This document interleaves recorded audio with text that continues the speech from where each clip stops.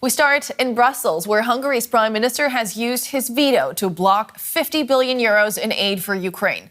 The move turned the day bittersweet for his fellow EU leaders, who earlier celebrated after agreeing to open EU membership talks with Ukraine. Hungary's pro-Russia Prime Minister Viktor Orbán had threatened to block the move. The Ukrainian President Volodymyr Zelensky has described the decision as a victory for his country and all of Europe. This is a truly remarkable result for Ukraine and for Europe. Another step towards Ukraine's membership of the EU. Now, in Ukraine, many people are in high spirits and it's important, it's motivating. I congratulate all of you on what's been achieved by all of us who, through the unity of Ukraine, are strengthening the unity of Europe. Now, the successful vote on starting accession talks with Ukraine came as a surprise to some EU leaders, but the result still falls short of the unity some had hoped for. Good evening, everyone. This is a historic moment, and it shows the credibility of the European Union, the strength of the European Union. The decision is made.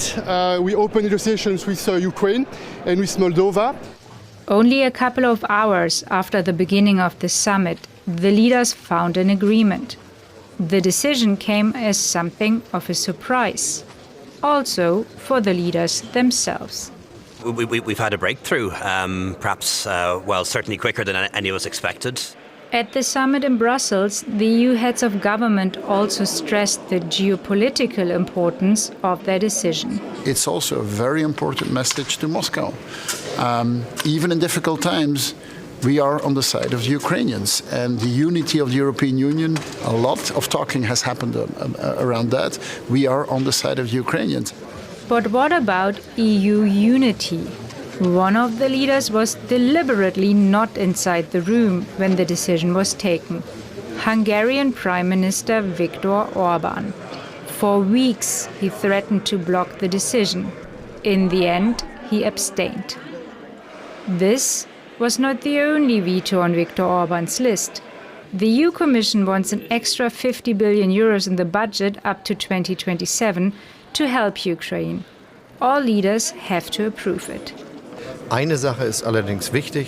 One thing is important, however, that we succeed in making the financial facility for Ukraine possible and thus creating the basis for Ukraine to continue its resistance against Russian aggression, which is still ongoing. And that is why it is important to send a clear signal of support here. Despite negotiations that lasted well into the night, Ukraine will have to wait for that signal until next year. Because of the Hungarian blockade, the 27 states are planning to get back to it in January.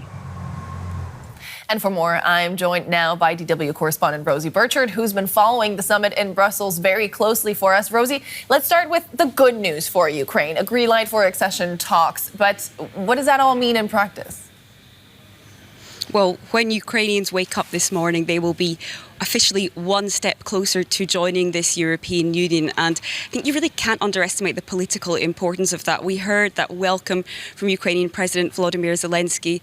We've also heard him say in the past that this idea of one day joining the EU is a dream for many Ukrainians. And also it's something which motivates soldiers on the battlefield that, of course, are still fighting against that ongoing Russian invasion. We also heard from Moldova, who had the same announcement for Moldova, the president there saying that Moldovans feel Europe's warm embrace. So this is really being sold as a feel-good moment in European policy here. However, while that might mean that there is a change in mood overnight, there is certainly no change in practice overnight. Joining the European Union tends to be a process which takes years. It includes heavy reforms. Both sides here, from Ukraine and the EU, have their homework to do. From Ukraine's side, the EU says it still needs to work, for example, on curbs on corruption. And the EU also needs to really have a look at its own rule book if it wants to be able to credibly open its door to Ukraine and absorb Ukraine, a big country geographically. So there is still plenty of work to do here, and there could also be some political roadblocks ahead. While Viktor Orbán, the Hungarian Prime Minister, abstained by literally walking out of the room so the rest of the leaders could take this decision, there will be many other moments as this process goes on where Viktor Orbán could frankly use his veto again. So this road ahead still looks to be long and winding, but we know that Kyiv, without a doubt, has its sights squarely set on a permanent seat at the table here in Brussels. Not everything went Kyiv's way, though. Hungary vetoed 50 billion of financial aid. Could you put that into perspective for us? How serious of a blow is that for Ukraine?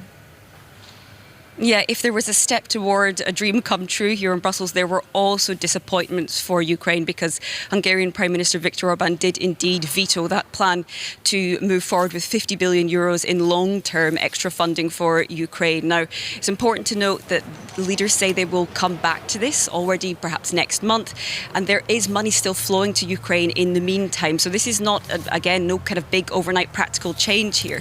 However, it is an important, there's something that should be noted here, which is that EU leaders had hoped to be able to send a message not only to Ukraine, to Russia, showing that the EU is there for the long term. They had also hoped to be able to send a message to the US, where American lawmakers are having their own debate about funding for Ukraine. So that particular part of the political messaging wasn't able to be achieved in terms of sending that message. However, EU leaders say that they will come back to the table before long. That was DW correspondent Rosie Burchard. Thank you so much.